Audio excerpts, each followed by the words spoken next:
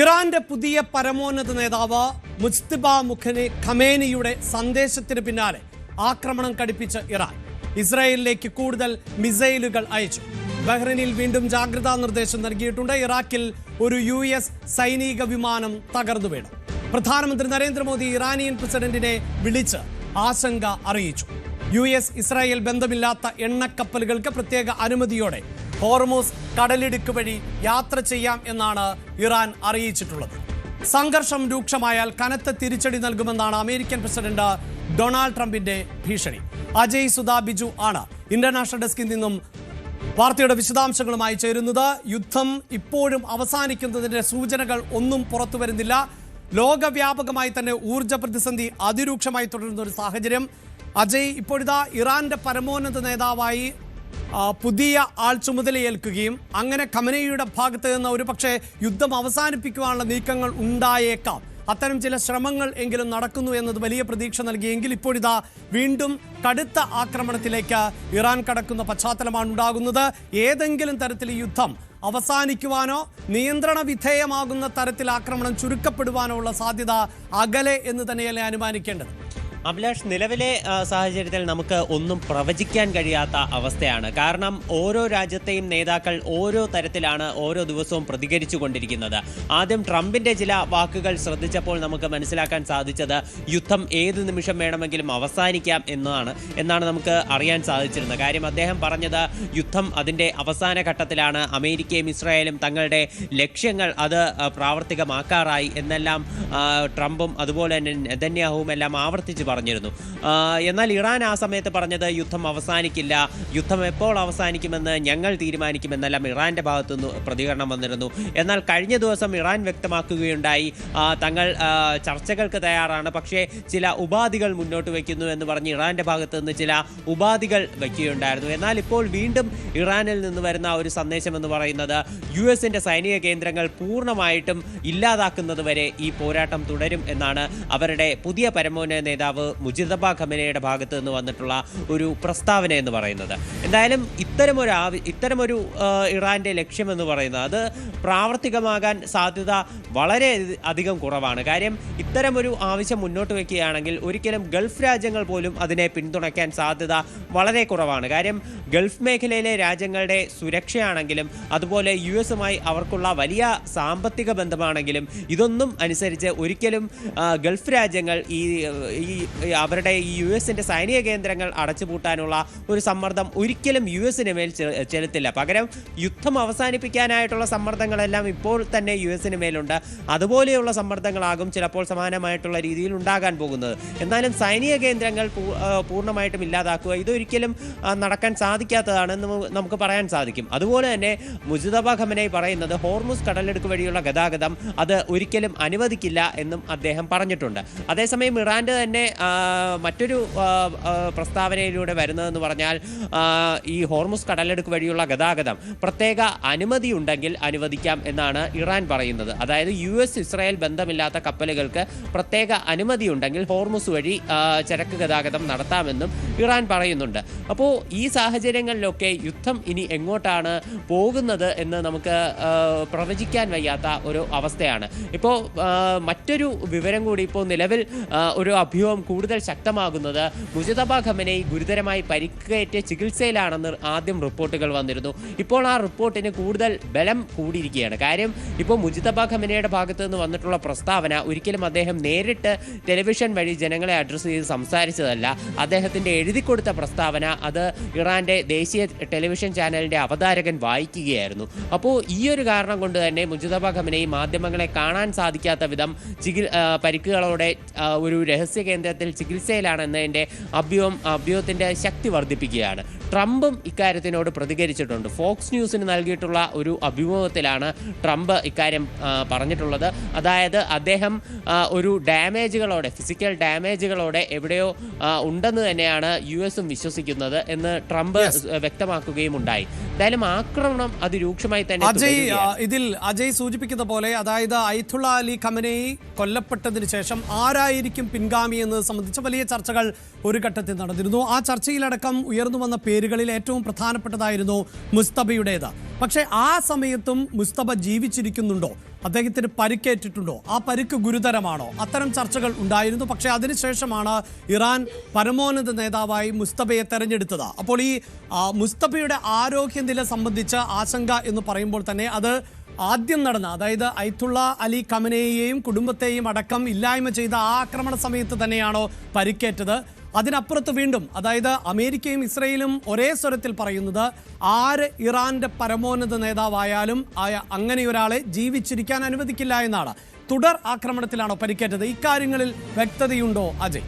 നിലവിൽ അത്തരം റിപ്പോർട്ടുകളൊന്നും ഇറാന്റെ ദേശീയ മാധ്യമങ്ങളൊന്നും തന്നെ പുറത്തുവിട്ടിട്ടില്ല. അതുകൊണ്ട് തന്നെ നമുക്ക് ഇക്കാര്യത്തിലൊരു ക്ലാരിഫിക്കേഷൻ ഇതുവരെ വന്നിട്ടില്ല. എന്തായാലും നമുക്ക് അനുമാനിക്കാൻ സാധിക്കുന്നത് ആദ്യം നടന്നിട്ടുള്ള ആക്രമണങ്ങളിൽ തന്നെയാണ് പരിക്കേറ്റത് എന്നാണ്. കാര്യം ഈ യുദ്ധം തുടങ്ങി ഇന്നേ വരെ ഇതുവരെ മുജ്തബ ഖമനേയി മാധ്യമങ്ങൾക്ക് മുന്നിൽ പ്രത്യക്ഷപ്പെട്ട് ഈ യുദ്ധത്തിന്റെ സാഹചര്യത്തെപ്പറ്റി വിശദീകരിച്ചിട്ടില്ല. മറ്റ് എല്ലാ നേതാക്കളും, പ്രധാനപ്പെട്ട മറ്റ് ഫിഗേഴ്സ് എല്ലാവരും മാധ്യമങ്ങൾക്ക് മുന്നിൽ എത്തിയിരുന്നു. അലി ലാരിജാനി ആണെങ്കിലും അതുപോലെ അബ്ബാസ് അരക്സി ആണെങ്കിലും മസൂദ് പെസഷ്കിയാൻ ആണെങ്കിലും എല്ലാവരും മാധ്യമങ്ങൾക്ക് മുന്നിലെത്തിയിരുന്നു. പക്ഷേ ഇദ്ദേഹം മാത്രം, മുജ്തബ ഖമനേയി മാത്രം മാധ്യമങ്ങൾക്ക് മുന്നിൽ എത്തിയിരുന്നില്ല. നമ്മൾ ആയത്തുള്ള അലി ഖമനയുടെ മരണം പരിശോധിക്കുകയാണെങ്കിൽ അദ്ദേഹം കൊല്ലപ്പെട്ടത് അദ്ദേഹത്തിൻ്റെ ആയത്തുള്ള അലി ഖമനയുടെ ഓഫീസിൽ ഔദ്യോഗിക ചുമതലകൾ ഏർപ്പെട്ടുകൊണ്ടിരിക്കുകയാണ് അദ്ദേഹം കൊല്ലപ്പെട്ടതെന്നാണ് ഇറാൻ്റെ തന്നെ സ്റ്റേറ്റ് മീഡിയ വ്യക്തമാക്കുന്ന കാര്യം. നമ്മൾ അതിന് മുൻപേ ഉള്ള ഇറാൻ്റെ ഒരു രാഷ്ട്രീയ സാഹചര്യം പരിശോധിക്കുകയാണെങ്കിൽ ആയത്തുള്ള അലി ഖമനയുടെ അടുത്ത സഹായിയായി അദ്ദേഹത്തിൻ്റെ ഓഫീസിൻ്റെ പ്രവർത്തനം കൂടുതൽ നിയന്ത്രിച്ചു കൊണ്ടിരുന്നത് മുജ്തബ ഖമനേയിയാണ്. അപ്പോൾ ചിലപ്പോൾ ഈ ഓഫീസിന് നേരെ ഉണ്ടായിട്ടുള്ള ആക്രമണത്തിൽ ചിലപ്പോൾ മുജ്തബയ്ക്ക് ഗുരുതരമായി പരിക്കേറ്റതാകാം.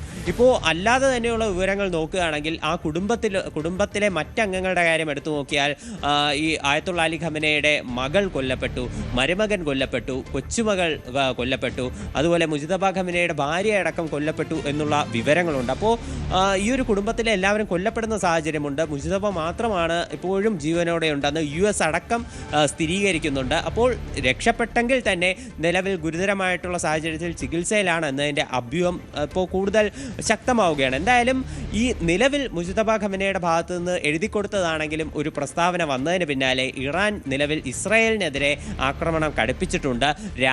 ഇന്ന് രാവിലെ തന്നെ ഇറാൻ്റെയും അതുപോലെ തന്നെ ഹിസ്ബുള്ളയുടെയും ഭാഗത്തു നിന്ന് നിരവധി മിസൈലുകൾ ഇസ്രായേലിലേക്ക് പോയിട്ടുള്ളതായി ഇസ്രായേലി മിലിറ്ററി തന്നെ കൺഫേം ചെയ്തിട്ടുണ്ട്. നിലവിൽ ഇസ്രായേലിൻ്റെ ഒരു വടക്കൻ നഗരമായിട്ടുള്ള സിർസിറിൽ ആക്രമണം ഉണ്ടായിട്ടുണ്ട്. ഈ ആക്രമണത്തിൽ നിരവധി പേർക്ക് പരിക്കേറ്റിട്ടുണ്ട്. ഒരു മിസൈലാണ് ഈ നഗരത്തിൽ വന്ന് പതിച്ചതെന്നാണ് വിവരം. 30-ലധികം പേർക്ക് പരിക്കേറ്റതായിട്ട് നമുക്ക് നിലവിൽ വിവരമുണ്ട്. മരണം അങ്ങനെയുള്ളതൊന്നും നിലവിൽ ഇതുവരെ റിപ്പോർട്ട് ചെയ്തിട്ടില്ല. ഒരുപാട് പേർ, ഇപ്പോൾ ഒരുപാട് കെട്ടിടങ്ങൾക്കടക്കം തകരാറുകൾ സംഭവിച്ചിട്ടുണ്ട് എന്നാണ് വിവരമുള്ളത്. ദുബായിൽ നിന്ന് ഇപ്പോൾ നമുക്ക് ഏറ്റവും പുതിയ ഒരു റിപ്പോർട്ട് വരുന്നുണ്ട്. ദുബായിൽ ഒരു കെട്ടിടത്തിൽ ഒരു ഡ്രോൺ അവശിഷ്ടം വീണ് ആ കെട്ടിടത്തിൽ നിന്ന് പുക ഉയരുന്ന ദൃശ്യങ്ങൾ ഉൾപ്പെടെ ഇപ്പോൾ സാമൂഹ്യ മാധ്യമങ്ങളിൽ പ്രചരിക്കുന്നുണ്ട്. സെൻട്രൽ ദുബായിലുള്ള ഒരു കെട്ടിടത്തിന് നേരെയായിരുന്നു ഇത്തരത്തിൽ ഒരു ആക്രമണം ഉണ്ടായത്. ഈ മിസൈൽ ഇന്റർസെപ്റ്റ് നശിപ്പിച്ചു, ഇതൊരു ഡ്രോൺ ആക്രമണമായിരുന്നു. ഡ്രോൺ ഇന്റർസെപ്റ്റ് നശിപ്പിച്ചു. പക്ഷേ ഡ്രോണിൻ്റെ അവശിഷ്ടം വീണാണ് ഈ കെട്ടിടത്തിന് തകരാർ സംഭവിക്കുകയും ഇവിടെ നിന്ന് പുക ഉയരുകയും ചെയ്തത്. ദുബായിയുടെ ഏറ്റവും ഫിനാൻഷ്യൽ കാര്യങ്ങൾ ഉൾപ്പെടെ നിയന്ത്രിക്കുന്ന, അവരുടെ ഏറ്റവും സാമ്പത്തികപരമായിട്ടുള്ള കെട്ടിടങ്ങൾ ഉൾപ്പെടെയുള്ളതാണ് ഈ സെൻട്രൽ ദുബായിൽ. അപ്പോൾ അതിലൊരു കെട്ടിടത്തിലേക്കാണ് ഈ ഡ്രോൺ അവശിഷ്ടം വന്ന് വീണ് പതിച്ചത് എന്നുള്ള സാഹചര്യം കൂടിയുണ്ട്. അതുപോലെ തന്നെ ഇപ്പോഴും ഗുരുതരമായി തുടരുന്ന ഒരു കാര്യമാണ് ഹോർമുസ് കടലിടുക്ക് വഴിയുള്ള ഗതാഗതം എന്ന് പറയുന്നത്. യുദ്ധം ആരംഭിച്ച് ഫെബ്രുവരി 28 മുതൽ ഇന്നുവരെ ഏതാണ്ട് 16 കപ്പലുകളെയാണ് ഇറാൻ ഈ ഹോർമുസ് കടലിടുക്ക് വഴി യാത്ര ചെയ്യാൻ ശ്രമിച്ചതിൽ നശിപ്പിച്ചു കളഞ്ഞത്. ഇതിൽ ഏതാണ്ട് 8ഓളം പേർ കൊല്ലപ്പെടുകയും നിരവധി പേർക്ക് പരിക്കേൽക്കുന്ന സാഹചര്യം ഉൾപ്പെടെയുണ്ട്. UK മാരിടൈം ഓപ്പറേഷൻസ് ആണ് ഇത്തരം ഈ ഒരു വിവരം പുറത്തുവിട്ടത്. അപ്പോൾ തീർച്ചയായിട്ടും ഹോർമുസ് വഴിയുള്ള ഗതാഗതത്തിൽ ഇപ്പോഴും പ്രതിസന്ധിയുണ്ട്. അപ്പോൾ ഈ സാഹചര്യത്തിൽ തീർച്ചയായും അജയ് എവിടെ ഇതാ സൂചിപ്പിക്കുന്ന പോലെ ഹോർമുസ് കടലിടുക്ക് എന്നത് ലോകത്തിന്റെ വിവിധ മേഖലകളിലേക്ക് ഇന്ധനം എത്തിക്കുന്ന പ്രധാന ചരക്ക് ഇടനാഴിയാണ്. അവിടെയാണ് ഇത്തരത്തിൽ ആക്രമണങ്ങൾ തുടരുന്നത്. അവിടെ ഇസ്രായേലും അമേരിക്കയുമായി ബന്ധമില്ലാത്ത എല്ലാ ഷിപ്പുകളെയും പ്രവേശനാനുമതി നൽകും എന്ന് ഇറാൻ പറയുമ്പോൾ പോലും അവിടെ ആശങ്ക തുടരുന്ന ഒരു സാഹചര്യമുണ്ട്. മറ്റ് ലോകരാഷ്ട്രങ്ങൾ അവരുടെ എണ്ണ വെസലുകൾ ആ വഴിയിലൂടെ കടന്നു പോകാൻ അനുവദിക്കുന്നുമില്ല. ഇതോടൊപ്പം തന്നെ ചേർത്ത് പറയേണ്ട ഒന്നാണല്ലോ, ഇപ്പോൾ ഇറാഖിന്റെ തീരത്ത് സൈഫ് സി വിഷ്ണു എന്ന ഷിപ്പിന് നേരെയുണ്ടായിട്ടുള്ള ആക്രമണം അത് ചാവേർ ആക്രമണ സ്വഭാവം ഉള്ള ഒന്ന് എന്നാണല്ലോ ഇപ്പോൾ മനസ്സിലാക്കാൻ സാധിക്കുന്നത്.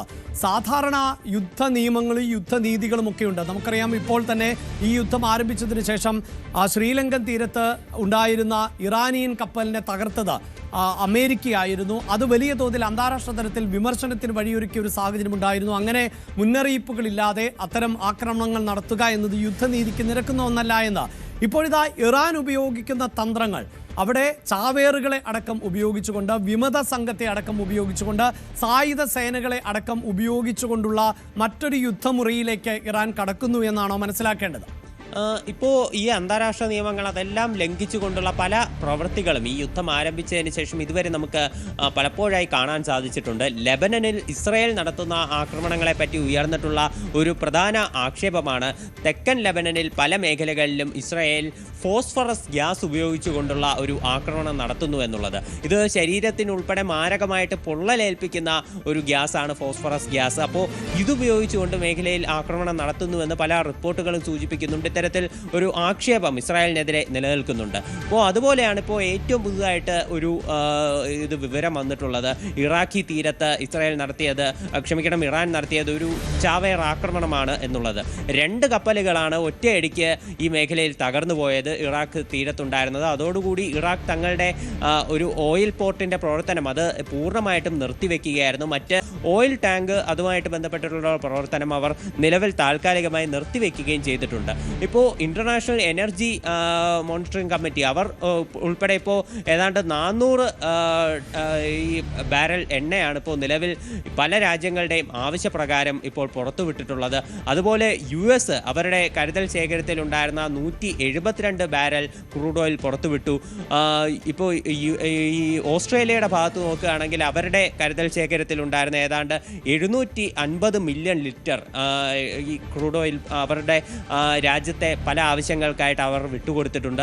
അപ്പോൾ പല രാജ്യങ്ങളും ഇത്തരത്തിൽ ക്രൂഡ് ഓയിൽ അതുപോലെ ഇന്റർനാഷണൽ എനർജി കമ്മിറ്റിയുടെ ഭാഗത്തുനിന്ന് ഉൾപ്പെടെ ഈ ക്രൂഡ് ഓയിൽ വിതരണം ചെയ്യുന്ന ഘട്ടമുണ്ട്. പക്ഷേ ഇത്തരത്തിലെല്ലാം ഉണ്ടായിട്ടും ഈ ക്രൂഡ് ഓയിലിൻ്റെ വില ഇപ്പോഴും ഉയർന്നു തന്നെയാണ് നിൽക്കുന്നത്. ഇന്നും റിപ്പോർട്ട് ചെയ്തിട്ടുള്ളത് ഈ ബാരലിന് $100 എന്നുള്ള നിരക്കിൽ തന്നെയാണ് ഇതിൻ്റെ വില എന്ന് നമുക്ക് കാണാൻ സാധിക്കും. അപ്പോൾ ക്രൂഡ് ഓയിൽ വിലയും താഴേക്ക് വരാത്ത സാഹചര്യമുണ്ട്. ഇവിടെയാണ് ട്രംപിൻ്റെ ഇന്നലെയുള്ള ഒരു പോസ്റ്റ് അത് കൂടുതൽ ചർച്ചാ വിഷയമാകുന്നത്. അതായത് ട്രംപ് തൻ്റെ ട്രൂത്ത് സോഷ്യൽ വഴി സൂചിപ്പിച്ചത് US ഇന്ന് ലോകത്ത് ഏറ്റവും കൂടുതൽ ക്രൂഡ് ഓയിൽ നിർമ്മിക്കുന്ന രാജ്യങ്ങളിലൊന്നാണ്. അതുകൊണ്ട് തന്നെ ക്രൂഡ് ഓയിൽ കൂടുതൽ ഈ വില കൂടുന്നത് അത് അമേരിക്കയ്ക്ക് കൂടുതൽ ഗുണം ചെയ്യുകയുള്ളൂ, അമേരിക്കയിലെ ജനങ്ങൾക്ക് ഗുണം ചെയ്യുകയുള്ളൂ എന്ന് ട്രംപ് സൂചിപ്പിച്ചു.